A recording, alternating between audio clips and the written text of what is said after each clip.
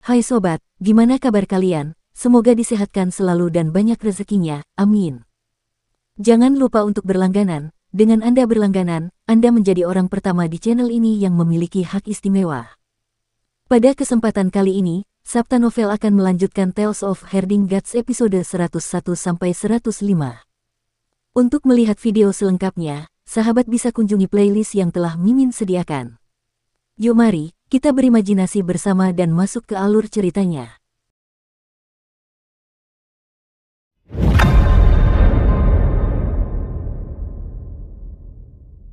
Di dalam Yamen, terdengar suara menggelegar yang mengejek. Guru kerajaan perdamaian abadi memaksa kaisar untuk memimpin berbagai sekte. Kalian semua telah menderita lama. Hakim daerah Sungai Daik Gaujut bertindak sebagai kaki tangan dan bersedia menjadi mata dan telinga guru kerajaan perdamaian abadi. Oleh karena itu bahkan kematiannya tidak dapat menghapus kejahatannya.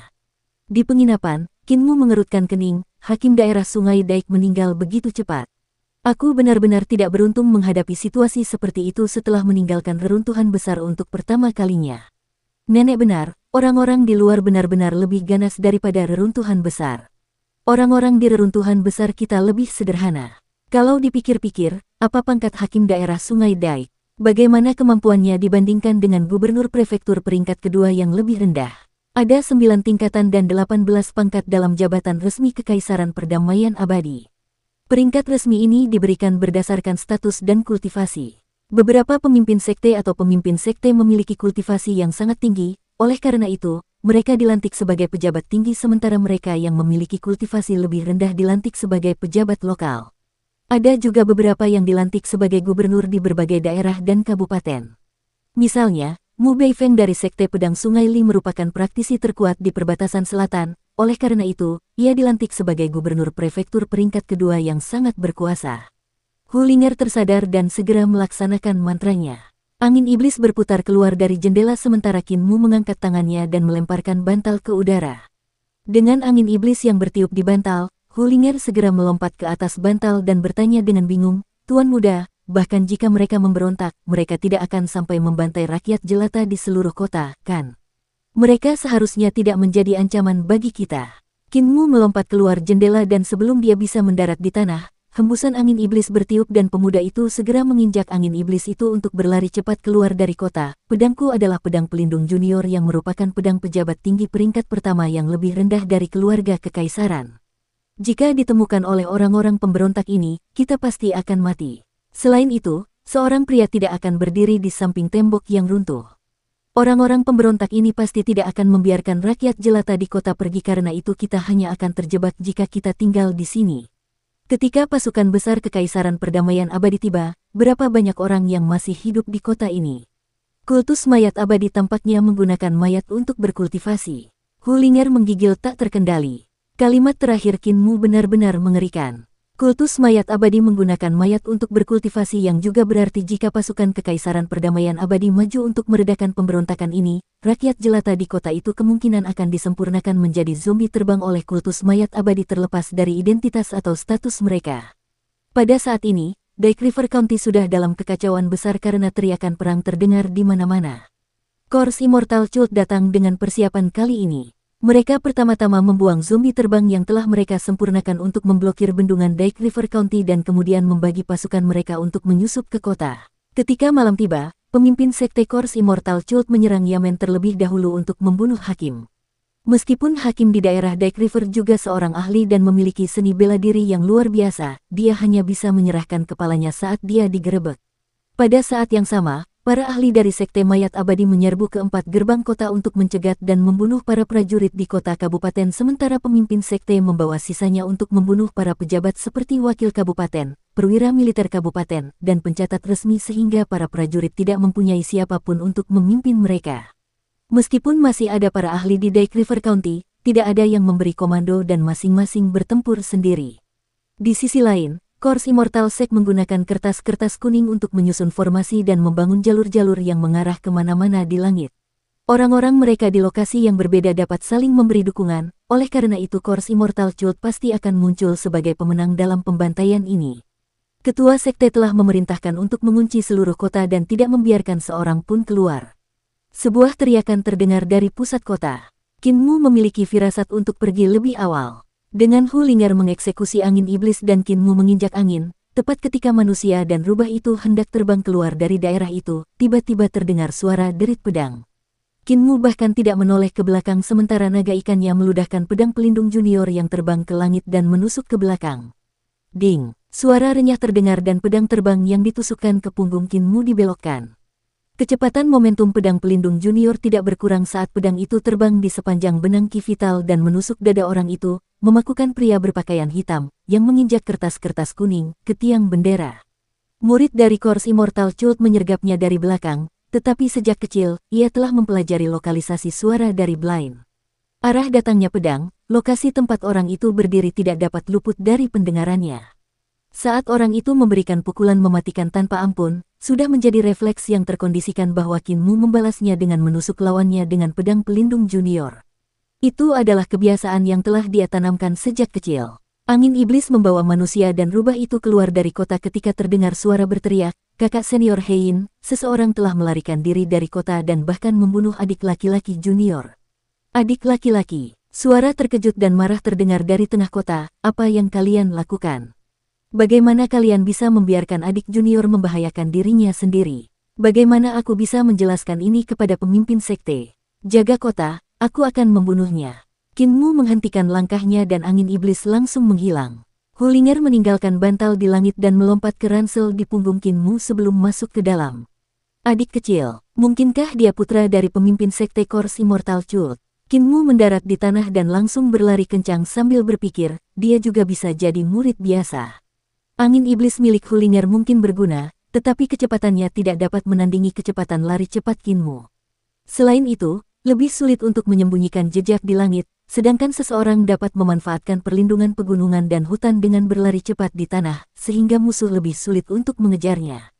Tiba-tiba, api membubung ke langit dan berubah menjadi burung api yang terbang di langit, menerangi langit dengan cahaya putih salju.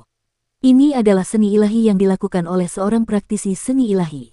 Kinmu mengangkat kepalanya dan burung-burung api terbang lewat. Di belakang burung-burung api itu ada kertas-kertas kuning yang berkibar-kibar saat mereka berhamburan di langit. Kertas dupa kuning ini berupa potongan kertas persegi panjang yang panjangnya sama dengan ukuran kaki, sehingga memudahkan orang untuk berjalan di atasnya. Mata surga, bangunlah. Tanda-tanda pembentukan ki vital berputar di sekitar pupil Kinmu saat mata langitnya terbangun. Menoleh ke belakang, dia bisa melihat zombie terbang menginjak kertas-kertas kuning dan melompat-lompat di langit. Kertas-kertas dupa kuning itu terbagi menjadi dua jalur dan para zombie terbang juga terbagi menjadi dua kelompok. Karena semakin banyak kertas-kertas dupa kuning muncul di langit, mereka terbagi menjadi 4 jalur dan para zombie terbang juga terbagi menjadi 4 kelompok untuk mencari kemana-mana. Di balik kertas-kertas dupa kuning itu, seorang tau muda membawa kotak pedang panjang di punggungnya. Dengan kotak pedang terbuka, kertas-kertas dupa kuning terbang keluar dari dalam dan berhamburan terus-menerus di langit. Ini pasti kakak senior Hein yang disebutkan oleh murid-murid kultus mayat abadi. Ia menginjak kertas dupa kuning itu sambil berjalan di langit. Saat ia mengangkat kakinya, kertas dupa kuning itu akan terbang dan kembali ke kotak pedang. Sementara itu, ada kertas dupa kuning baru yang terbang keluar dari kotak pedang, yang akan muncul di depannya di tempat-tempat yang sama di mana ia akan menginjaknya. Alasan mengapa setiap kertas dupa kuning harus dikembalikan ke wadah pedang adalah karena setiap kali kertas dupa kuning digunakan, ki vital di dalamnya akan terkuras dan harus dikembalikan ke wadah pedang untuk mengisi kembali ki vital. Dia berjalan maju, tetapi kecepatannya lambat. Hati Kinmu sedikit mencelos. Ini adalah praktisi seni dewa yang telah membuka harta karun dewa 6 arahnya dan sulit baginya untuk melarikan diri dari kejarannya. Ada alam 5 elemen dan harta karun ilahi 5 elemen di antara alam 6 arah dan embrio roh. Kinmu telah berkultivasi dengan tekun selama 3 tahun terakhir dan belum lama ini embrio rohnya baru saja terbangun untuk keempat kalinya. Dia telah mencapai tingkat alam embrio roh yang sempurna tetapi dia masih belum dapat menyentuh harta karun ilahi 5 elemen. Ada perbedaan 2 alam antara dirinya dan Hein yang berada di langit. Itu adalah 2 jurang yang sangat besar yang tidak akan pernah bisa ia lewati. Dari berbagai metode yang ditunjukkan Hein, dia seharusnya adalah tubuh roh burung vermilion dan mengolah seni ilahi yang berhubungan dengan api. Kotak pedang di punggungnya menunjukkan bahwa dia mengolah keterampilan pedang. Dari kertas-kertas dupa kuning yang keluar dari kotak pedang, dia seharusnya mengendalikan kertas-kertas dupa kuning itu dengan keterampilan pedang. Kertas-kertas kuning itu terbang keluar dan kembali dengan teratur untuk menjaga beberapa mayat yang berterbangan serta Tao muda yang sedang bepergian di langit. Ini menunjukkan bahwa keterampilan pedangnya sangat luar biasa. Selain itu, kertas-kertas dupa kuning ini tidak hanya sekadar menjaganya agar tetap terbang di langit. Di atas kertas-kertas dupa kuning itu terdapat mantra-mantra Tao yang ditulis dengan menggunakan cinabar dan darah, oleh karena itu, kekuatan setiap lembar kertas itu pasti tidak akan lemah. Jika aku masih memiliki jejak rulai dari kakek Ma atau mata Dewa Sembilan Surga dari kakek buta, aku akan memiliki kepercayaan diri untuk bertarung dengannya, namun... Tiba-tiba ada zombie terbang membungkuk dan turun untuk mengejarnya. Dengan Kinmu yang berlari ke depan dengan panik, semakin banyak zombie terbang yang mengejarnya terus-menerus. Zombie terbang ini tidak bisa terbang. Kertas-kertas kuning dari Hein terus terbang dan mendarat di bawah kaki mereka untuk menopang mereka. Ini memungkinkan zombie untuk berjalan dan bahkan berlari atau bertarung di langit, oleh karena itu mereka tampak seperti zombie yang bisa terbang. Saat zombie terbang ini mendarat di tanah, mereka benar-benar berlari kencang dan memiliki kecepatan yang sangat mengagumkan, bahkan lebih cepat dari praktisi bela diri. Hullinger menjulurkan kepalanya dari ransel dan memberikan pukulan yang langsung membangkitkan angin iblis. Dalam angin iblis, bilah angin tak berbentuk dilemparkan ke arah zombie yang terbang. Klak, klak, klak, klak. Serangkaian suara benturan terdengar dan Hullinger melompat kaget. Zombie terbang itu memiliki tubuh yang sangat keras sehingga membuat mantranya sama sekali tidak berguna. Kinmu mengerutkan kening. Tubuh zombie terbang itu sangat keras dan bahkan jauh lebih kuat darinya. Mereka hampir setara dengan senjata roh berbentuk manusia. Dia segera mengambil keputusan untuk mengeksekusi Secrets of Moving Rain dan awan-awan mulai berkumpul di langit, diikuti oleh rintik-rintik hujan. Linger, bantulah anginmu. Memahami apa yang dimaksudnya, Hullinger segera merapal mantranya. Berputar dan melambaikan tangannya, tetesan air hujan melesat mundur dan berubah menjadi pedang air. Pada saat yang sama, hembusan angin kencang bertiup, yang membantu momentum hujan, langsung memberikan dorongan eksponensial pada kekuatan mantra Kinmu saat ia melesat ke arah zombie terbang yang berlari kencang. Suara benturan keras terdengar. Dengan aksi mereka berdua, kekuatan mantra meningkat pesat saat pedang air langsung menusuk kulit zombie terbang yang sangat keras, mengubah 5 zombie terbang yang mengejar di belakang mereka menjadi saringan. Namun, para zombie terbang itu tampaknya tidak merasakan sakit saat mereka terus mengejar dengan panik. Mereka tidak menghindari apapun yang ada di depan mereka saat mereka menghancurkan apapun yang menghalangi jalan mereka, tidak peduli pohon atau batu besar. Karena aku tidak bisa membunuhmu dengan mengubahmu menjadi saringan, aku akan menghancurkan kalian semua. Kinmu terus-menerus menggunakan Secrets of Moving Rain sementara Hullinger juga terus-menerus menggunakan badai, melumpuhkan zombie terbang yang mengejar di belakang dan bahkan menghancurkan anggota tubuh mereka. Pada saat ini, seekor burung api yang berkobar dengan api yang berkobar menukik dari belakang zombie terbang. Saat api meledak, api yang berkobar ada di mana-mana dalam radius puluhan meter. Dengan suhu yang sangat tinggi, kedua mantra mereka benar-benar hancur. Kinmu dan Hullinger sama-sama mendengus. Ketika mantra mereka hancur, ki dan darah mereka menjadi tidak stabil akibat dampak dari ki vital yang memantul kembali. Kamu berani membunuh putra pemimpin sekte mayat abadi kita, apakah kamu mencari kematian? Hein dengan cepat melesat turun dari langit dan para zombie terbang turun dari langit menyerang Kinmu. Pada saat yang sama, 5 zombie terbang di darat juga menerkam ke depan. Itu benar-benar putra pemimpin sekte Kors Immortal Sect. Wajah Kinmu menjadi hitam. Bukankah ini terlalu kebetulan? Putra pemimpin sekte itu baru saja menyerangnya dan dia pasti sangat lemah sehingga dia bahkan tidak bisa menahan satu tusukan pun darinya. Kultus mayat abadi pasti tidak akan membiarkan dia pergi kali ini. Sebelum zombie terbang di langit mendekatinya, dia mencium bau amis. Jelas terlihat bahwa mayat terbang itu beracun dari kuku hijau gelap mereka. Itu racun mayat. Ketika Kinmu mencium baunya, ia langsung mengenali racunnya. Pengetahuan pengobatan yang diberikan apoteker kepadanya termasuk cara mengidentifikasi racun dan obat berdasarkan baunya. Kinmu praktis diberi obat oleh apoteker sejak ia masih kecil, oleh karena itu, ia memiliki kemampuan yang sangat tinggi untuk mengidentifikasi racun dan obat. Semua kuku itu mengandung racun mayat dan jika kulit tertusuk racun itu, darah akan membeku terlebih dahulu. Setelah itu, otot-otot akan menjadi kaku dan sekeras batu besar yang tidak dapat ditembus oleh senjata apapun. Akhirnya, kesadaran seseorang akan memudar dan jiwanya akan hancur. Kinmu berlari kencang namun kecepatan zombie terbang di belakangnya bahkan lebih cepat. Jarak di antara mereka semakin dekat. Kertas-kertas dupa kuning terus-menerus membentangkan jalan ke depan sementara para zombie terbang terus melompat berulang kali di langit dan hendak mengejar mereka. Di belakang mereka, Hein melambaikan tangannya dan seekor burung api lain terbang di langit. Sebelum mereka sempat mendekat, Kinmu sudah bisa merasakan gelombang panas yang melonjak dan menimbulkan angin panas. Tanaman hijau di tanah langsung layu dan benar-benar kering. Orang ini seharusnya mengambil dua pendekatan dan mengembangkan pengendalian mantra dan pedang. Situasi ini jarang terjadi di masa lalu, tetapi dengan tindakan berani dan tegas dari Guru Kekaisaran Perdamaian Abadi untuk mereformasi yang lama, ia telah mengumpulkan semua sekte di seluruh dunia untuk keluarga kekaisaran dan menghancurkan banyak penghalang yang melekat, mengurangi kerenggangan antara kelas yang berbeda. Oleh karena itu, situasi kelas yang menyatu muncul. Bahkan aliran sesat yang jahat seperti Kors Immortal Sex juga memanfaatkan transformasi besar ini untuk meningkatkan teknik dan seni ilahi aliran sesat mereka sendiri, mengembangkan banyak mantra dan seni ilahi yang baru. Itu tidak benar, seharusnya ada 3 kelas yang berbeda. Para zombie terbang ini menunjukkan gerakan dari kelas teknik pertempuran. Kinmu mengerutkan kening dan tiba-tiba meningkatkan kekuatan kakinya. Dengan tubuhnya yang meliuk ke depan seperti seekor naga, dia menghindari burung api besar itu. Tanpa diduga burung api raksasa itu meledak dengan suara ledakan. Api meledak dan langsung membentuk bola api besar yang membengkak dengan cepat yang memiliki radius 20 meter. Gelombang panas dan kobaran api yang melonjak dengan kejam menghantam Kinmu. Sebelum Kinmu bisa mendarat di tanah, dia melihat lebih banyak kertas dupa kuning berkibar saat 8 hingga 9 zombie terbang melewati api dari ledakan itu sambil menginjak kertas dupa kuning untuk menyerangnya. Semua zombie terbang ini adalah praktisi bela diri yang kuat dari alam 5 elemen. Tubuh mereka ditempa sekuat senjata roh. Gerakan mereka sederhana dan mereka hanya bisa menyekop, mengiris, memotong, dan menusuk. Namun, jika dia dikelilingi oleh mereka, tidak mungkin dia bisa melarikan diri. Ada zombie terbang yang mengejarnya di darat dan ada juga zombie terbang yang menyerangnya dari langit. Selain itu, Hein juga menyerangnya menggunakan seni ilahi, oleh karena itu, situasinya sangat buruk baginya. Kertas-kertas dupa kuning itu berkibar dan dengan cepat menerobos udara yang mengeluarkan suara melengking.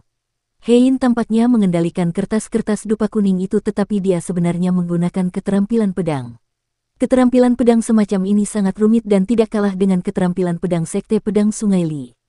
Hal yang paling krusial ialah bahwa ia punya firasat buruk mengenai mantra-mantra Tao yang digambar di atas kertas dupa kuning dengan cinabar dan darah. Kalau kertas itu kertas biasa, pasti tidak akan ada kekuatan pedangnya. Tapi, ada mantra Tao yang terukir di kertas itu, dan jimat itu mengandung kekuatan tersembunyi. Saat Kinmu melayang di udara, dia tidak memberikan penjelasan apapun dan menggunakan teknik penciptaan iblis surgawi untuk menyegel jiwa dan rohnya sendiri. Setelah itu, dia mengguncang rubah kecil di dalam ranselnya dengan ki vitalnya. Dengan 10 jarinya yang cepat menusuk, dia juga menyegel jiwa dan rohnya di dalam tubuhnya. Hulinger merasa malu dan marah setelah ditusuk sekujur tubuhnya olehnya dan kembali memasukkannya ke dalam ransel dan menolak keluar. Penyegelan jiwa dan roh mengharuskan seseorang untuk menusuk bagian tubuh yang intim. Bagaimanapun, dia masih seekor rubah betina, oleh karena itu, dia masih pemalu. Kinmu tidak punya waktu untuk peduli dengan masalah ini. Kertas dupa kuning adalah uang kertas yang dibakar untuk orang yang sudah meninggal dan jimat yang digambar di kertas dupa kuning berarti bahwa kekuatan jimat tersebut kemungkinan besar ditujukan pada jiwa dan roh. Jika kekuatan jimat tersebut meledak saat ia bersentuhan dengan kertas dupa kuning ini, jiwa dan rohnya mungkin akan terluka oleh karena itu ia telah menyegel jiwa dan rohnya terlebih dahulu untuk mencegah dirinya dari serangan ganas tersebut. Suara mendesing. Kertas-kertas dupa kuning itu berhamburan turun dari langit dan bersama dengan kertas-kertas dupa kuning itu ada 8 zombie yang terbang. Kertas-kertas dupa kuning itu terbang melewati kedua sisi Kinmu, memungkinkan 8 zombie itu mengepung dan membungkusnya dari segala arah. Dengan tubuhnya di udara, Kinmu mulai jatuh sementara 5 zombie terbang yang compang camping melompat dan menyerangnya. Pada saat yang sama, kertas-kertas dupa berwarna kuning meluncur melewati kerumunan zombie. Ikat, teriak Hein. Kertas dupa berwarna kuning tiba-tiba terbakar, namun, mantra Tao yang ditulis dengan cinabar dan darah tidak lenyap, malah membesar dan api melayang di udara, menyinari Kinmu di angkasa. Seolah-olah tidak punya perasaan, naga ikan itu melompat ke belakang punggung Kinmu dan meludahkan pedang. Ki vital setebal lengan pemuda dari desa lansia cacat itu meledak dan menyapu pedang pelindung junior sebelum memberikan tebasan horizontal. Belah bentuk pedang, energi pedang menerobos udara dan kepala zombie terbang itu terguling. Hein yang saat ini sedang bergegas datang tercengang. Kekuatan dari sisa kertas kuningnya meledak saat ia mencoba untuk mengikat Kinmu. Penggunaan jimat pengikatnya adalah untuk mengikat 3 jiwa dan 7 roh manusia. Jika jiwa dan roh terikat, tubuh tidak akan bisa bergerak juga. Namun, ia heran mengapa jimat pengikat sebelumnya tidak menunjukkan efek seperti itu. Kekuatan mantra Tao pada jimat lainnya meledak dan mantra Tao aneh mengelilingi bagian depan dan belakang Kinmu. Namun, Kinmu tidak terikat sedikit pun dan masih bisa menjentikkan jarinya. Pedang pelindung junior berubah dari bentuk pedang belah menjadi bentuk pedang jentik, menjentikkan zombie terbang lainnya menjadi 2. Dia kemudian melanjutkan dengan bentuk pedang noda yang mengendalikan pedang pelindung junior untuk memotong leher zombie terbang ketiga dalam bentuk lingkaran. Ujung pedang junior protektor SWOT menghadap keluar dan diayunkan membentuk lingkaran penuh, menyebabkan kepala para zombie yang berterbangan di sekitarnya berguling ke tanah. Dalam sekejap mata, ke-8 zombie terbang itu langsung kehilangan kepalanya dan jatuh ke tanah. Bentuk pedang gelombang. Keterampilan pedang Kinmu sangat cepat. Semakin sederhana gerakannya, semakin cepat pedang itu bisa menyerang. Dengan ketajaman pedang pelindung junior, 8 zombie itu semuanya ditebas sebelum mereka sempat menyerangnya. Hein tampak kesakitan. Sangat mudah menggunakan zombie terbang untuk mengepung praktisi teknik pertempuran atau mantra yang kuat, tetapi melawan kultivator pedang seperti Kinmu, itu akan sedikit sulit. Terutama ketika pedang kultivator pedang itu sangat tajam, pedang itu secara praktis dikhususkan untuk melawan zombie terbangnya. Dia menggunakan Course Breeding Ground untuk menciptakan zombie terbangnya. Daya tahan tubuh zombie terbang sangat tinggi dan mereka tidak dapat dilukai oleh senjata roh biasa. Selain itu, zombie terbang tidak memiliki jiwa dan roh, oleh karena itu, mantra yang ditujukan pada jiwa dan roh juga tidak berguna. Belahan horizontal Kinmu terlihat normal dan biasa saja tetapi ketika kepala-kepala itu berguling ke bawah hanya dengan mengangkat tangannya, itu artinya pedang ini pasti melampaui sebagian besar harta karun di antara senjata-senjata roh. Hein buru-buru berhenti dan memanggil kembali 5 zombie di bawah Kinmu sambil mengarahkan kertas dupa kuning di kotak pedang untuk menebas ke arah Kinmu. Kinmu memanfaatkan kesempatan itu untuk mendarat di tanah dan menghadapi Hein sambil bergerak mundur. Dia menggunakan Heaven Pilfering Leg skill yang diajarkan Cripple kepadanya untuk berlari cepat bahkan saat dia berlari mundur. Kecepatan larinya tidak kalah lambat. Cahaya pedang berkelebat saat Kinmu menggunakan Ki untuk memanipulasi pedang guna menusuk kertas-kertas dupa kuning yang berterbangan di atasnya. Ledakan. Ledakan dahsyat terjadi saat pedang pelindung juniornya menyentuh kertas kuning pertama. Mantra Tao di kertas itu tiba-tiba meledak dan ledakan kekuatan itu langsung meledakkan mantra Tao lainnya di kertas lainnya. Serangkaian ledakan terjadi dan Kinmu menderita dampak gelombang udara. Dengan getaran hebat di dadanya, udara di paru-parunya hampir terjepit saat dia terlempar mundur tak terkendali. Terbang puluhan meter jauhnya, Hulinger di dalam tasnya buru-buru mengeksekusi mantranya untuk menimbulkan angin kencang guna menetralkan dampak yang mengerikan itu, baru saat itulah Kinmu berhasil berhenti.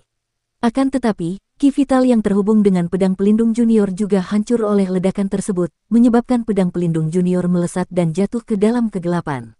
Kinmu mendarat di tanah dan menarik napas dalam-dalam sebelum terbatuk 2 kali dengan keras. Meskipun sudah siap, paru-parunya masih rusak akibat ledakan.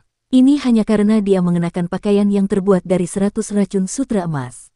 Jika dia tidak memiliki pakaian ini, dia mungkin akan mati karena ledakan ini. Dia sebenarnya masih hidup. Hein mengeluarkan sebotol salep berbau amis dan melemparkannya ke salah satu zombie terbang sebelum terbang ke arah Kinmu dengan segera. Seni ilahi api disembunyikan di kertas-kertas kuningnya yang dapat digunakan untuk mengiris lawan dan juga dapat meledak. Selain ledakan yang merusak tubuh, kerusakan terbesar adalah dari guntur yang dihasilkan dari ledakan. Kalau seseorang berhadapan langsung dengan hantaman petir itu, 3 jiwa dan 7 rohnya akan terguncang keluar dari tubuhnya dan hancur berkeping-keping dalam ledakan itu. Sungguh di luar dugaannya bahwa Kinmu ternyata bisa bertahan terhadap ledakan dan juga gemuruh guntur yang mampu menghancurkan 3 jiwa dan 7 roh. Namun, itu tidak ada apa-apanya meskipun dia bertahan dari serangan itu. Sekarang pedang harta karunnya yang sangat tajam telah hilang setelah terhempas dan dengan luka-luka akibat ledakan, hanya kematian yang menunggu Kinmu. Alih-alih mundur, Kinmu maju dan melepaskan sarung pedang. Dia benar-benar menggunakan kemampuannya untuk menggunakan Ki untuk memanipulasi sarung pedang seperti pedang harta karun untuk menusukkannya ke Hein. Pada saat yang sama, langkah kakinya berkedip-kedip tanpa batas seperti hantu saat dia mendekati Hein. Hein mencibir dan energi vitalnya meledak menjadi burung api yang menukik ke arah Kinmu. Pada saat yang sama, kertas-kertas emas kuning berkibar keluar dari kotak pedang di punggungnya dan menebaskannya ke arah Kinmu. Langkah kaki Kinmu menjadi semakin cepat dan dengan teriakan tiba-tiba, dia mengarahkan jarinya ke arahnya. Bentuk pedang tusuk, sarung pedang itu melesat ke arah Hein dan dia mencibir ketika selembar kertas dupa berwarna kuning berterbangan dari kotak pedangnya dan menghantam langsung ke sarung pedang itu. Meskipun tusukan Kinmu tidak kecil, lubang sarung pedang itu menghadap ke arahnya. Tanpa menggunakan ujung sarung pedang yang lebih runcing, bahkan jika tusukan itu mengenainya, tidak akan menimbulkan banyak kerusakan padanya. Dia hanya perlu melafalkan satu mantra Tao dan dia akan mampu menangkis serangan Kinmu dan meniup sarung pedang itu. Tepat pada saat ini, bukaan sarung pedang itu tiba-tiba berubah menjadi seekor naga ikan yang membuka mulut besarnya dan menerkam. Hein terkejut, dan segera mendengar suara sesuatu yang pecah di udara di belakangnya. Pedang pelindung junior yang terlempar malah melesat kembali dan menusuk bagian belakang jantungnya. Hein segera menggerakkan tubuhnya dan ingin menghindari pedang pelindung junior dan naga ikan yang berubah bentuk oleh sarung pedang. Namun, kepala berbulu kecil muncul dari ransel Kinmu dan memuntahkan angin puyuh untuk mengikat tubuhnya di tempat untuk saat itu. Saat Hein terbebas dari pusaran angin, dia merasakan sensasi dingin dari belakang bahunya.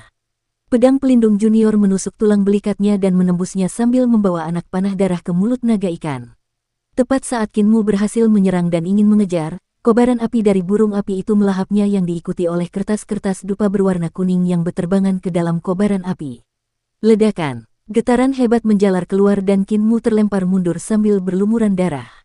Energi vitalnya menyapu pedang pelindung junior saat ia menabrak hutan. Ia dengan cepat melompat dan menghilang ke dalam kegelapan. Hein menjadi marah dan ingin mengejarnya, tetapi rasa sakit yang tajam datang dari bahunya. Ketika Kinmu menggunakan sarung pedang untuk memanggil kembali pedang pelindung junior, kekuatan tusukan itu tidak kuat, tetapi karena pedang pelindung junior terlalu tajam, ia masih berhasil menembus tulang bahunya dan menciptakan lubang besar di bahunya. Hein menahan rasa sakitnya dan mengeluarkan botol giok, besar dan kecil. Pertama-tama ia mengoleskan obat yang dapat menghentikan pendarahan, lalu mengoleskan obat yang dapat mengobati patah tulang dan juga meregenerasi daging. Namun, rasa sakit yang menusuk itu sangat tak tertahankan. Sementara itu, zombie terbang di belakangnya mengeluarkan salep dari toples obat dan mengoleskannya di leher zombie terbang yang telah dipenggal Kinmu. Zombie itu kemudian meraih kepala zombie terbang itu dan menempelkannya kembali di leher yang telah diolesi obat. Kepala zombie terbang itu bergoyang dan berderak beberapa kali, namun kepalanya telah disusun ke belakang sehingga ia menghadap ke belakang. Zombie terbang yang telah mengobatinya, tampaknya tidak menyadari apa-apa dan berjalan menuju zombie terbang yang telah terbelah dua. Ia menyatukan kembali tubuh zombie itu dan mengolesinya dengan salep ikan. Para zombie terbang ini dipenggal atau dibelah menjadi dua, tetapi mereka tetap tidak bisa mati. Selama salep dari Kors Immortal Cult dioleskan pada anggota tubuh mereka akan menyatu kembali dan mereka masih bisa melompat dan berlarian. Sungguh pemandangan yang mengejutkan. Kors Immortal Cult yang biasa menciptakan mayat tentu memiliki keunikan tersendiri. Tiba-tiba terdengar suara seperti menerobos udara. Murid-murid dari Kors Immortal Cult dengan cepat bergegas ke sisi Hein dan salah satu murid perempuan bertanya dengan heran, "Kakak senior Hein, kamu terluka? Apakah bocah itu sangat kuat?" "Tidak," Hein menjawab dengan ekspresi muram dan menggertakkan giginya, dia paling-paling berada di alam 5 elemen tetapi kultivasinya tidak buruk. Selain itu, dia memiliki teknik tubuh yang sangat aneh dan ahli dalam teknik pengendalian pedang serta mantra. Dia memiliki pedang harta karun yang dapat ditarik kembali dengan sarung pedangnya dan pedang ini sangat tajam, begitu tajamnya sehingga bahkan zombie terbangku tidak dapat bertahan melawannya. Luka-lukanya juga seharusnya tidak ringan. Dia seharusnya tidak melarikan diri terlalu jauh. Sebagian besar murid dari Kors Immortal Cult tercengang. Murid perempuan itu menjawab, karena dia ahli dalam teknik pengendalian pedang dan mantra, dia pasti kurang dalam teknik bertarung. Mari kita kejar dan tangkap dia untuk diserahkan kepada pemimpin sekte untuk ditangani. Lebih dari selusin pengikut Kors Immortal Cult pergi dengan tergesa-gesa. Hein bangkit dan hendak menghampiri, tetapi tiba-tiba ada sosok yang terbang mendekat. Hein melihat wajah orang itu dan terkejut. Ia langsung membungkuk dan menyapa, "Paman senior Kiao." Paman senior Kiao mengerutkan kening, "Bukan saja kau belum menangkap bocah yang membunuh putra pemimpin sekte, kau malah terluka olehnya. Hein, kau benar-benar hebat." Hein merasa malu dan bertanya, "Paman senior Kiao, pemimpin sekte." Pemimpin sekte sudah tahu dan sangat marah. Namun, dia masih berusaha menstabilkan situasi dan meredakan kerusuhan di kota. Paman senior Kiao melanjutkan, "Sekarang setelah guru kekaisaran perdamaian abadi menderita luka parah, tidak ada pahlawan yang tidak akan mengambil kesempatan ini untuk menimbulkan kekacauan dan membunuh kelompok pengkhianat untuk memperbaiki hukum dan disiplin Istana Kekaisaran. Kali ini kultus mayat abadi kita memiliki alasan yang cukup untuk mengirim pasukan untuk memotong sayap guru Kekaisaran Perdamaian Abadi dan mengambil alih kota daerah Sungai Daik. Sekarang daerah Sungai Daik berada di bawah kekuasaan kultus mayat abadi kita, fondasinya harus distabilkan sehingga kita dapat menangkap kelompok guru Kekaisaran yang tersisa dalam satu gerakan. Pemimpin kultus mungkin hancur tetapi dia masih memprioritaskan situasi umum terlebih dahulu. Hein mengerti dan menjawab, bolehkah saya meminta paman senior Kiao untuk mengikuti beberapa saudara junior dan saudari junior itu? Orang itu mungkin tidak tua tetapi dia memiliki pedang tajam yang dapat berubah menjadi naga ikan. Paman senior Kiao tercengang, pedang tajam yang bisa berubah menjadi naga ikan. Seperti apa bentuknya? Ceritakan lebih rinci. Hein menggambarkan pedang pelindung junior dan sarung pedang aneh yang menyebabkan paman senior Kiao sangat terkejut dan berteriak, ini adalah pedang harta karun seorang pejabat tinggi peringkat pertama di keluarga Kekaisaran, harta karun kelas 1 di dunia. Bahkan kultus mayat abadi kita tidak memiliki harta karun sekuat itu. Bagaimana mungkin harta karun sepenting itu bisa ada di tangan pemuda ini? Mungkinkah dia pewaris salah satu pejabat tinggi peringkat pertama di keluarga Kekaisaran? Tatapannya berkedip dan tersenyum, pedang ini luar biasa, surga pasti menginginkan sekte kita maju dengan mengirimkan pedang harta karun peringkat pertama. Aku akan pergi dan menjarah pedang itu. Begitu dia selesai, dia menghilang dalam sekejap. Hein mengerutkan kening sambil berpikir dalam hati, pedang harta karun seorang pejabat tinggi tingkat pertama. Ini adalah harta karun yang melambangkan posisi seseorang dalam keluarga Kekaisaran. Bagaimana mungkin seorang pejabat tinggi tingkat pertama menyerahkan pedang harta karun keluarga Kekaisaran kepada ahli warisnya sendiri? Paman senior Kiao tidak memikirkan hal ini dengan matang, aku harus segera melaporkannya kepada pemimpin sekte. Dia segera kembali ke Daik River County City. Dukung terus channel YouTube Sabta Novel. Paman senior Kiao mengikuti jejak yang ditinggalkan oleh Qin Mu dan murid-murid Course Immortal Cult dan mencari jalannya. Tiba-tiba dia sedikit mengernyit ketika melihat mayat pertama. Mayat murid Course Immortal Cult. Ada bercak darah di leher murid Course Immortal Cult. Selain itu, tidak ada luka lain di tubuhnya dan tidak ada bercak darah di sisinya. Dari lukanya, dia seharusnya ditusuk di tenggorokan oleh ujung pedang yang mengiris dua pembuluh darah terbesar di tenggorokannya. Dari sudut lukanya, murid kultus mayat abadi ini seharusnya bepergian dengan kertas-kertas dupa kuning dan terbunuh dari belakang. Sebelum dia sempat bereaksi, tenggorokannya telah dipotong oleh pedang harta karun itu. Namun anehnya, tidak ditemukan bercak darah di sekitarnya. Paman senior Kiao mengerutkan kening. Ini berarti murid ini tidak mati di sini. Dia dibuang ke sini setelah terbang di udara selama beberapa waktu. Darahnya telah terkuras saat dia berada di udara. Apa artinya ini? Itu berarti pemuda yang telah membunuhnya berdiri tepat di belakangnya. Murid ini seharusnya bergegas maju sambil berjalan di atas kertas-kertas dupa kuning untuk mencari jejak Qin Mu. Sementara itu, pemuda itu diam-diam muncul di belakangnya dan mengiris tenggorokannya dengan satu bilah pedang. Pemuda itu kemudian terus mendekatinya dan mengendalikan kotak pedangnya sehingga kertas-kertas dupa kuning itu akan terus terbang maju dan membuka jalan. Pada saat yang sama, pemuda itu mengendalikan mayat pengikut sekte mayat abadi untuk terus bergerak maju, membuatnya tampak seolah-olah dia hidup saat dia mengejar pengikut sekte mayat abadi yang lain. Ini adalah seni pengendalian mayat. Ekspresi paman senior Kiao sedikit berubah, pemuda ini juga mengerti cara mengendalikan mayat. Para pengikut sekte kita dalam bahaya. Namun, kalau dipikir-pikir, seharusnya tidak ada pejabat tinggi peringkat pertama di keluarga Kekaisaran yang ahli dalam mengendalikan mayat. Dari mana pemuda ini? Di mana dia mempelajari keterampilan mengendalikan mayat? Malam sudah larut dan hampir memasuki periode ketiga jaga malam. Meskipun masih ada cahaya bulan, orang tidak dapat melihat dengan jelas atau melihat terlalu jauh ke depan. Paman senior Kiao dapat membayangkan bagaimana Qin Mu memanfaatkan malam untuk mengendalikan mayat murid dari sekte mayat abadi. Dengan cara ini, dia dapat mendekati murid-murid sekte mayat abadi lainnya tanpa membuat mereka waspada. Ketika mereka akhirnya dapat melihat dengan jelas, mungkin sudah terlambat bagi mereka untuk menghindari pedangnya. Selain kultus mayat abadi, ada juga sekte jahat dan sekte iblis lain yang menguasai seni mengendalikan mayat. Namun, setiap orang memiliki keterampilan dan teknik yang berbeda. Course Immortal Cult dapat dianggap menonjol dalam bidang pengendalian mayat dan membangkitkan mayat, namun reputasi mereka tidak terlalu baik. Dari metode pengendalian mayat Qin Mu, kemungkinan besar itu sangat luar biasa. Mampu membunuh murid kultus abadi mayat dan mengendalikan tubuhnya setelah itu agar terlihat seperti masih hidup, sehingga murid-murid lainnya tidak dapat melihat sesuatu yang tidak biasa. Seni pengendalian mayat semacam ini sangat langka. Sepertinya itu adalah keterampilan pengendalian mayat hebat dari Sekte Iblis Surgawi. Paman senior Kiao terus mengejar dan tidak lama kemudian, dia melihat mayat kedua, diikuti oleh mayat ketiga dan keempat. Sudut matanya berkedut saat melihat mayat ketujuh. Mayat ketujuh itu tidak memiliki kulit yang pasti telah terkelupas. Namun, bahkan setelah kulitnya terkelupas, tidak ada setetes darah pun yang keluar dan tidak ada noda darah dimanapun. Paman senior Kiao mengalami perubahan ekspresi yang sangat besar saat dia menghela napas dalam-dalam, teknik penciptaan iblis surgawi. Pemuda ini adalah murid dari Sekte Iblis Surgawi. Sekarang mayat itu tidak dapat dikenali lagi, ini berarti Qin Mu bisa jadi adalah salah satu murid yang mengejarnya. Niat membunuh terpancar di mata paman senior Kiao saat ia terus mengejar. Tak lama kemudian, ia bertemu dengan beberapa murid dari Kors Immortal Cult. Beberapa orang ini telah berkumpul bersama dan melihat sekeliling dengan hati-hati. Ketika mereka melihat kedatangannya, mereka semua menghela napas lega. Salah satu murid memanggil, "Paman senior Kiao." Paman senior Kiao menjentikkan jarinya, dan jarum-jarum halus yang setipis bulu sapi melesat ke dalam jantung alis para pengikut ini dalam sekejap. Tatapan mereka seketika berubah tak bernyawa ketika jiwa dan ruh mereka dengan cepat hancur dan mereka memuntahkan buih putih. Jarum-jarum ini adalah senjata roh paman senior Kiao yang disebutnya jarum pembunuh mayat.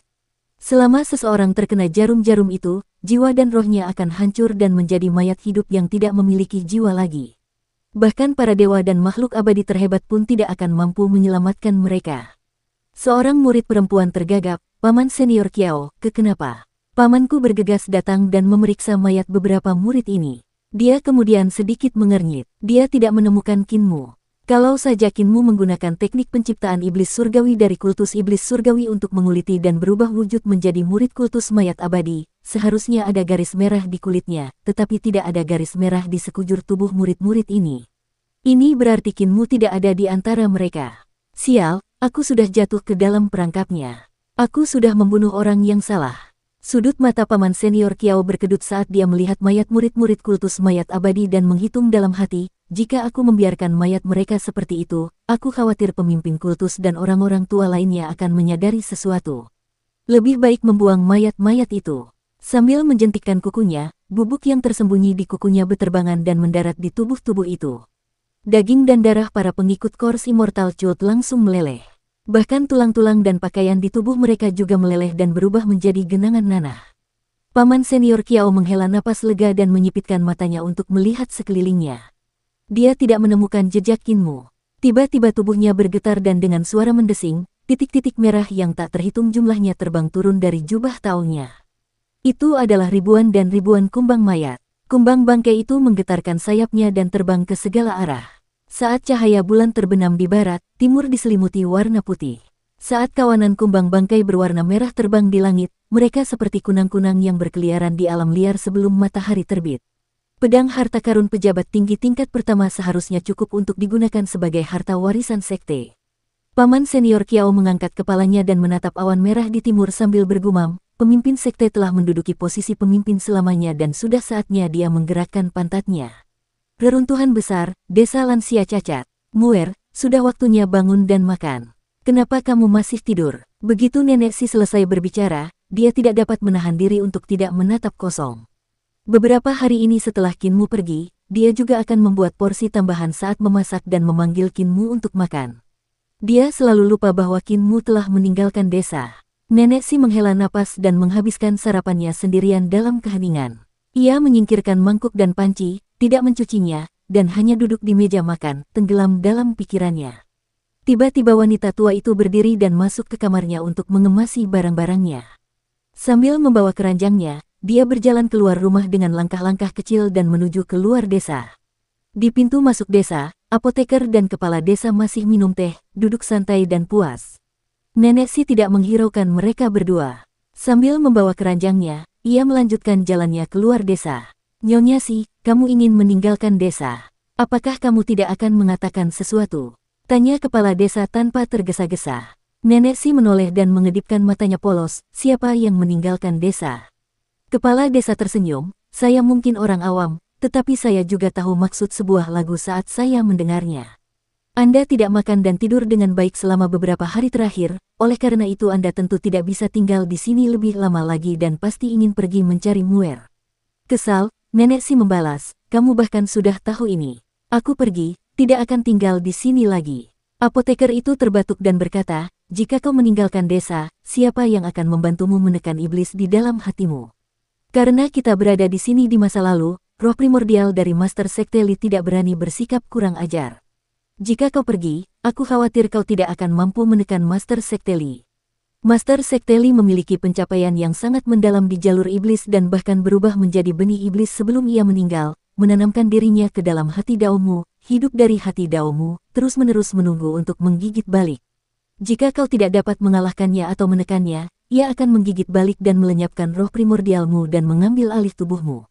Tatapan Nenek Si goyah, dia tidak akan mengambil alih tubuhku. Karena dia terlalu mencintaimu. Apoteker mencibir, disitulah letak kesalahanmu. Dengan mengambil alih tubuhmu, dia akan terlahir kembali dengan tubuhmu. Dengan begitu, dia akan menjadi dirimu. Yang dia cintai bukanlah dirimu, melainkan cangkangmu, jadi saat dia menjadi dirimu, dia bisa mencintai dirinya sendiri. Dia adalah iblis di hatimu dan kamu juga iblis di hatinya. Dengan menggunakan tubuhmu untuk terlahir kembali, dia akan menaklukkan iblis di hatinya. Master Sekte Li menggunakanmu untuk menempa dirinya sendiri. Dia mencoba menjadi dewa. Nenek Si menggigil dan tiba-tiba tersenyum, apoteker, setelah mengatakan begitu banyak, bisakah kamu membantuku menyingkirkan iblis ini di hatiku? Apoteker terdiam. Roh primordial Li Tianxing telah tertanam di hati Dao Nenek Si dan dia tidak punya cara untuk menyingkirkannya. Bukan hanya dia yang tidak bisa menyingkirkannya, Matua dengan keterampilan Budanya juga tidak bisa menyingkirkannya. Bahkan pedang kepala desa tidak bisa menyingkirkan iblis di hati Daonya. Satu-satunya orang yang bisa menyingkirkan iblis dalam hatinya adalah Nenek Si sendiri. Yang bisa mereka lakukan hanyalah membantu Nenek Si menekan iblis dalam hatinya. Saya sudah tinggal di sini selama lebih dari 40 tahun, jadi apa gunanya saya tetap tinggal jika kalian semua tidak bisa menyingkirkannya? Nenek Si membawa keranjangnya dan pergi tanpa menoleh ke belakang, aku akan mencari Muir. Aku selalu khawatir dia akan kelaparan dan kedinginan atau diganggu orang lain. Jangan khawatir, jika aku tidak bisa menekan iblis tuali itu, aku akan kembali. Kepala desa dan apoteker mengernyit bersama. Nenek Si membawa keranjangnya dan datang ke tepi sungai. Ia memanggil kapal sungai dan menaikinya, berlayar ke hilir. Setelah sang pembawa sungai berenang sejauh 30 mil ke hilir, Nenek Si tiba-tiba tercengang ketika melihat seorang buta berjalan di sungai dengan tongkatnya. Wajah Nenek Si langsung berubah hitam dan mengulurkan tangannya untuk mengangkat orang buta ini, meletakkannya di punggung sang pembawa sungai. Dia kemudian bertanya dengan marah, si buta, apakah kau mencoba membuatku tetap tinggal juga? Blind menatap kosong dan tersenyum, jadi itu nenek. Aku hanya berjalan, apa yang membuatmu tetap tinggal? Nenek Si merasa skeptis dan bertanya, bukankah kamu mencoba menghentikanku dan mencegahku meninggalkan desa dengan berlari jauh di pagi hari? Si buta mengeluh, kau jalani jalanmu dan aku jalani jalanku. Mengapa aku harus membuatmu tinggal? Benar, wanita tua, kau mau kemana? Bisakah aku menumpangmu? Nenek Si mengedipkan matanya yang kabur dan tersenyum, aku akan pergi ke Kekaisaran Perdamaian Abadi. Kamu mau tumpangan? Si buta bertepuk tangan, aku juga akan pergi ke Kekaisaran Perdamaian Abadi. Nenek Si menatapnya dengan mata terbuka lebar. Melihat wajah polos Blind, Nenek Si mencibir, untuk apa kau pergi ke Kekaisaran Perdamaian Abadi? Si buta menjawab dengan acuh tak acuh, mataku buta jadi aku akan mencari orang yang telah mencungkil kedua mataku. Jantung Nenek Si berdebar kencang, lalu dia tersenyum, kupikir kau mengkhawatirkan keselamatan Muir dan berencana pergi ke Kekaisaran Perdamaian Abadi untuk mencarinya. Jadi kau akan mengurus urusanmu sendiri dengan baik. Dia sudah tumbuh dewasa dan secara alami dia akan mampu menghadapi segala macam perubahan. Perkataan Blind membuat nenek diam-diam malu hingga ia mendengar apa yang Blind katakan selanjutnya, aku tidak akan menemukannya dan malah akan mengamatinya dari balik bayangan. Pada saat ini, sebuah cahaya melesat lewat di langit dan ketika Nenek Si mengangkat kepalanya, cahaya itu telah menghilang tanpa jejak. Tiba-tiba cahaya itu berbalik lagi dan mendarat di belakang River Carrier dengan suara desiran. Sosok Cripple muncul saat dia menatap dengan kesal pada dua orang di punggung binatang buas itu. Si buta menggerutu marah, si cacat, seram sekali melihatmu berlarian seperti hantu. Apa yang kau lakukan? Keluar desa untuk jalan-jalan. Si cacat melihat sekeliling dan bertanya, apakah ada di antara kalian yang melihat Matua? Aku belum melihatnya sejak kemarin. Dia tidak kembali tadi malam. Nenek si tercengang, Matua tidak kembali. Dia selalu kembali ke desa tepat waktu. Kripel mendesah dan berkata, kurasa dia juga pasti merindukan Muer dan pergi ke Kekaisaran Perdamaian Abadi. Aku akan mencarinya. Orang tua ini pergi tanpa mengucapkan sepatah kata pun dan aku akan menanyainya mengapa. Mengapa dia harus meninggalkan persahabatan kita selama bertahun-tahun? Aku juga akan memeriksa kakiku. Si buta mencibir, apakah kamu tidak berpikir untuk menemukan Muer? Kripel membalas dengan dingin, aku merindukannya. Aku tidak akan merindukannya. Dia hanya bocah nakal yang kami jemput dan telah nakal dan menyebalkan sejak dia kecil. Aku sudah lama ingin mengusirnya, lihat ke depan. Bajingan di depan itu mirip jagal, dia benar-benar jagal. Beberapa saat kemudian, ada 4 orang berdiri di belakang River Carrier. Tentu saja, Bacar menggunakan tangannya untuk berdiri. Ketiganya saling memandang sementara Blind menopang dirinya dengan tongkat bambu dan mendengarkan, namun tidak ada yang bersuara. Nenek si membawa keranjangnya. Si cacat menopang dirinya dengan tongkatnya dan bersiul. Tukang daging meletakkan kedua tangannya dan meletakkannya di pinggulnya untuk melihat sekeliling. Setelah beberapa saat, si buta bergumam, selain kami berempat, si Tuama juga sudah melarikan diri, jadi hanya si apoteker, kepala desa, si Tuli, dan si bisu yang tersisa di desa. Si bisu kabur. Jagal mendengus dan berkata, sebelum kepala desa dan apoteker bangun, bisu sudah lari sambil membawa peti besar. Aku keluar untuk mengejarnya tetapi aku tidak bisa mengejarnya. Si buta tercengang dan tidak tahu apakah harus tertawa atau menangis. Kalau begitu, hanya Tuli, kepala desa, dan apoteker yang tersisa. Kripel terkekeh, kita sama sekali tidak merindukan Muer. Kita semua punya urusan masing-masing yang harus diurus. Aku akan pergi ke istana kekaisaran untuk memeriksa kakiku kalau guru Kekaisaran Perdamaian Abadi memutuskan untuk mengasinkannya, memanggangnya, dan mengasapinya. Akan buruk jika dia memutuskan untuk membuatnya menjadi ham. Blind menganggukkan kepalanya, aku juga punya urusan yang harus diurus. Aku harus membalas dendam atas mataku. Nenek si juga mengangguk berulang kali dan tersenyum, sebagai orang suci dari sekte suci generasi sebelumnya, aku tentu harus bertemu dengan pemimpin sekte baru untuk kenaikan kekuasaannya. Bacar berpikir sejenak untuk menemukan alasannya dan berkata, saya rasa bagian bawah tubuh saya mungkin terjatuh di suatu tempat, saya harus pergi dan memeriksanya. Mungkin saya masih bisa menyambungkannya kembali. Keempatnya menghela napas lega dan berkata serempak, jadi, kita semua punya urusan yang harus diurus. Di desa lansia cacat, kepala desa dan apoteker duduk di pintu masuk desa dan minum teh dalam diam. Setelah beberapa saat, apoteker berkata, hanya ada 4 dari kita yang tersisa di desa. Apoteker, nenek sudah pergi kemarin. Kepala desa meminum tehnya dan melanjutkan, temperamen mereka masih buruk dan mereka tidak bisa duduk diam. Tunarungu tetaplah orang yang berpengetahuan luas dan berpendidikan, mampu menjaga dirinya tetap tenang dan... Ia menoleh dan menatap kosong ke arah si Tuli yang berjalan melewati mereka sambil membawa keranjang bambu yang dilindunginya dari terik matahari dengan kain. Apoteker tak kuasa menahan diri untuk bertanya, Tuli, kamu mau kemana? Si Tuli seolah tidak mendengar apa yang dikatakannya dan terus berjalan. Bajingan itu pura-pura tidak mendengar lagi. Gerutu apoteker dengan marah. Sekarang hanya tinggal kami berdua di desa ini. Kepala desa tidak tahu apakah harus tertawa atau menangis. Dia tiba-tiba bertanya, kapan kamu berangkat? Apoteker buru-buru menggelengkan kepalanya, bagaimana mungkin aku berani pergi saat aku punya begitu banyak musuh di luar? Yang kukhawatirkan sekarang adalah semua penjahat sudah kabur, mereka mungkin akan membuat keributan besar. Para penjahat di desa kita. Kepala desa tersenyum, biarkan orang-orang di luar sakit kepala. Jika kalian ingin pergi, pergilah juga. Aku akan tinggal dan menjaga desa dan menunggu kalian semua kembali. Apoteker ragu sejenak dan menggelengkan kepalanya, aku hanya akan menimbulkan lebih banyak masalah jika aku pergi. Di antara orang-orang jahat di desa kami, reputasiku adalah yang terburuk.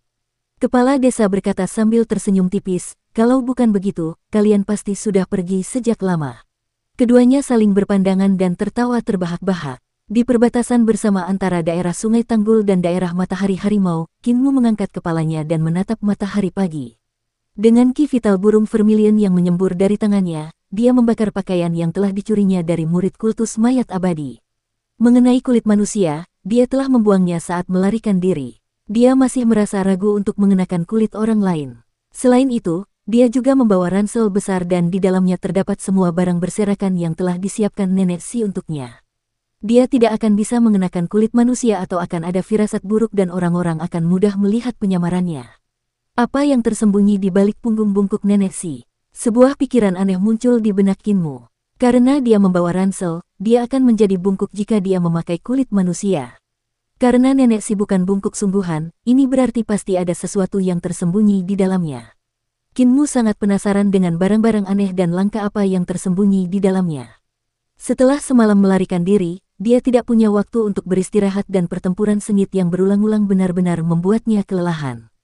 Hulinger sangat lelah hingga dia tertidur di dalam ranselnya. Hembusan angin bertiup dan Qin Mu segera mengejarnya dan mengikuti arah angin. Namun beberapa langkah kemudian, dia merasakan kelelahan di tubuhnya dan hanya bisa mendarat di tanah untuk berjalan pasif. Tiba-tiba, suara dengungan datang dari langit dan saat melihat ke arah sumber suara, Qin Mu melihat beberapa kumbang merah menyala terbang ke arahnya. Kumbang-kumbang ini tampaknya tidak takut pada manusia saat mereka berputar mendekatinya. Kumbang mayat, sudut mata Qin Mu berkedut saat dia menguap dan bergumam pada dirinya sendiri, aku sangat lelah.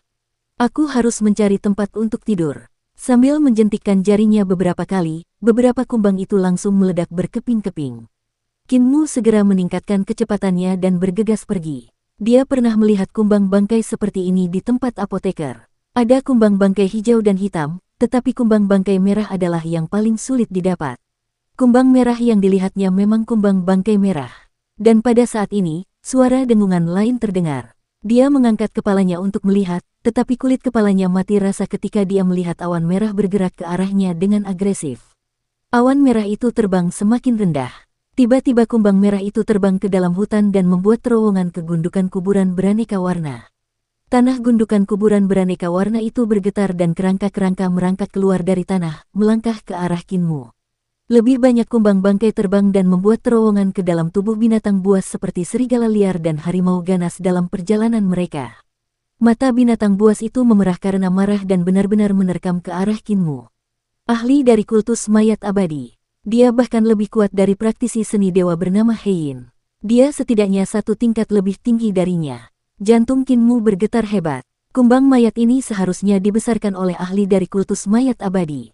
Dia mampu mengendalikan begitu banyak kumbang mayat dari jarak yang begitu jauh dan menggunakannya untuk mengendalikan kerangka yang tak terhitung jumlahnya di gundukan kuburan beraneka ragam serta berbagai binatang buas di alam liar. Dari sini, orang bisa membayangkan betapa padatnya kultivasi orang ini. Ini jauh lebih sulit daripada mengendalikan zombie terbang. Kumbang bangkai ini memasuki tubuh kerangka dan binatang buas, mengakibatkan transformasi aneh mereka. Tulang kerangka berubah menjadi merah sementara binatang buas berubah menjadi bangkai berbulu merah yang mengejar Qin Mu dengan panik. Metode semacam ini jauh lebih kuat daripada metode Heiyin. Motifnya bukan untuk membunuhku, tapi untuk menunda pelarianku dengan menggunakan kumbang mayat ini untuk mengendalikan kerangka dan binatang buas. Qin Mu menggunakan ki vitalnya untuk mengendalikan pedangnya. Saat pedang pelindung junior melesat, pedang itu mengeluarkan wujud pedang gelombang dan pedang harta karun itu terbang terus-menerus dalam lingkaran di sekelilingnya, menciptakan putaran demi putaran. Saat ia terus berlari ke depan, pedang pelindung junior juga terus-menerus memotong jalannya ke depan, mengiris kerangka dan binatang berbulu merah yang menerkam dari depan dan belakang menjadi berkeping-keping. Namun, setiap kali kerangka hancur dan binatang berbulu merah teriris-iris, ada kumbang mayat merah yang terbang keluar dari tubuh mereka. Mereka akan menggali tanah atau terbang ke hutan yang jauh, mengakibatkan siklus mayat yang terus-menerus menggali dan binatang berbulu merah bergegas keluar dari hutan. Kulit kepala Qin Mu menjadi mati rasa. Bangkai dan kerangka ini telah menunda pelariannya. Ahli yang mengejarnya pasti akan segera menyusul. Tepat pada saat ini, Hulinger terbangun karena keributan. Melihat situasi tersebut, dia segera mengeksekusi mantranya untuk memanggil angin iblis. Kekuatan angin tersebut semakin membesar hingga berubah menjadi tornado dan menyapu bersih semua binatang berbulu merah dan kerangka yang menghalangi jalan mereka. Tekanan pada Qin Mu berkurang drastis yang meningkatkan kecepatannya saat ia berlari ke depan. Pada saat ini, seekor kumbang mayat merah terbang dan hinggap di ransel Qin Mu. Kemudian, kumbang itu mencoba masuk ke hidung Hulinger. Hulinger berteriak kaget dan segera keluar dari ransel dan naik ke bahu Qin Mu. Lebih banyak kumbang berdengung mendekat. Jelas bahwa ahli dari Kors Immortal Cult yang mengejar mereka telah menemukan bahwa Hulinger dapat mengendalikan angin, oleh karena itu, ia telah menargetkannya dengan kumbang mayat, mencoba mengubahnya menjadi binatang berbulu merah juga. Sinar matahari memurnikan jiwa yang di langit. Ki vital Kinmu berubah menjadi kobaran api saat ia melemparkan mudra ke langit. Ki vital burung vermilion berubah menjadi matahari yang menyala-nyala yang memancarkan sinarnya yang cemerlang. Kumbang mayat itu mencicit aneh saat asap hijau mulai keluar dari tubuh mereka. Mereka semua mendarat di tanah dan tetap tidak bergerak. Thundercelap Strikes berhasil. Ia dapat menghancurkan jiwa dan roh kumbang mayat. Kinmu tercengang dan terkejut. Dia mengeksekusi Sun Shin Refining yang Soul in the Sky sambil berlari kencang dan asap hijau keluar dari semua kerangka dan bangkai ketika mereka disinai matahari yang membakar. Kerangka-kerangka itu jatuh ke tanah berkeping-keping sementara bangkai-bangkai jatuh ke tanah. Maka kerangka-kerangka dan bangkai-bangkai itu berhenti menghalangi jalannya dan mulai berlari bersamanya. Saat kerangka-kerangka itu berlari, mereka tiba-tiba mengulurkan tangan untuk mencabut tulang rusuk mereka dan menggunakannya sebagai bilah lengkung, melemparkannya ke arah Kinmu. Ratusan tulang rusuk setebal buah huckleberry melesat lewat dan berputar di udara. Tulang rusuk itu terbang membentuk busur sehingga meskipun tidak mengenai Kinmu, tulang rusuk itu akan jatuh kembali ke tangan kerangka itu. Kepala Kinmu mulai sakit dan dia hanya bisa menggunakan jurus Wave Sword Form lagi untuk menangkis semua bilah tulang rusuk melengkung yang menyerangnya dari segala arah. Kecepatannya kembali melambat. Metode penyerangan Kors Immortal Cult sungguh aneh. Mereka memiliki zombie terbang, kertas kuning, kumbang mayat, kerangka, bangkai berbulu merah, dan bahkan kerangka yang mematahkan tulang rusuk mereka untuk digunakan sebagai bilah terbang. Itu benar-benar keanehan yang fantastis dari semua deskripsi. Tiba-tiba Kinmu melihat hamparan ladang di depannya, dan di sana ada petani yang sedang bercocok tanam. Saat itu adalah musim panen musim semi, dan banyak petani yang bangun pagi-pagi untuk memanen hasil panen mereka. Cepat lari! Kinmu melambaikan tangannya dan berteriak, semuanya, lari cepat! Para petani itu mendongak untuk melihat dan tidak dapat menahan rasa terkejut. Kerangka-kerangka dan bangkai-bangkai berbulu merah menyerbu seperti banjir dan tampak mengerikan. Mereka segera melemparkan sabit-sabit di tangan mereka dan melarikan diri. Namun, kecepatan mereka jauh lebih lambat daripada Kinmu dan binatang-binatang berbulu merah. Pada kecepatan ini, mereka pasti akan menyusul. Kinmu segera mengubah arah dan menghindari mereka. Namun, di samping ladang itu ada jalan resmi dan ada juga orang yang lewat. Di depan ada kereta kuda dan ada dua pengawal yang menunggangi kuda penarik. Sebuah suara wanita terdengar dari kereta, ada keributan apa di luar? Seorang pengawal di atas kuda membungkuk dan menjawab, Tuanku, ada bencana yang disebabkan oleh kerangka-kerangka yang saat ini mengejar seorang pemuda berpakaian bordir. Pemuda itu khawatir mereka akan bertabrakan dengan para petani di ladang sehingga ia telah memancing kerangka-kerangka itu untuk berbondong-bondong ke jalan resmi. Ada juga binatang berbulu merah dan mereka tampak sangat aneh. Mereka seharusnya dikendalikan oleh seseorang dengan kumbang mayat. Ini sebagian besar seperti kultus abadi mayat dari Xiangqi. Sekarang dunia mulai damai, akan selalu ada iblis dan monster yang keluar untuk menciptakan kekacauan. Wanita di kereta itu memerintahkan, pengawal pergi dan singkirkan gerombolan kerangka dan binatang berbulu merah. Jangan menyeret rakyat jelata ke dalam keributan. Baik, tuanku. Pengawal itu tidak turun dari kudanya dan malah mengeluarkan peluru pedang perak. Dengan jentikan jarinya, peluru pedangnya terbang ke langit dan berputar-putar di langit. Setiap kali berputar, akan ada cahaya pedang seputih salju yang melesat keluar. Peluru pedang itu berputar dengan kecepatan yang sangat cepat dan cahaya pedang melesat jatuh seperti hujan. Ketika Kinmu berlari, dia hanya bisa mendengar suara mendesing saat kerangka yang berlari di belakangnya hancur berkeping-keping dan berubah menjadi bubuk. Sementara itu, binatang berbulu merah itu dipenggal. Dalam waktu singkat, ratusan kerangka dan binatang berbulu merah yang mengejarnya semuanya musnah. Kumbang mayat merah terbang keluar dari kerangka dan bangkai namun sebelum mereka bisa terbang, mereka dihabisi oleh cahaya pedang. Keterampilan pedang ortodoks. Kinmu segera berhenti dan melihat kereta kuda di depannya. Ilmu pedang yang digunakan pengawal di samping kereta kuda itu adalah ilmu pedang ortodoks.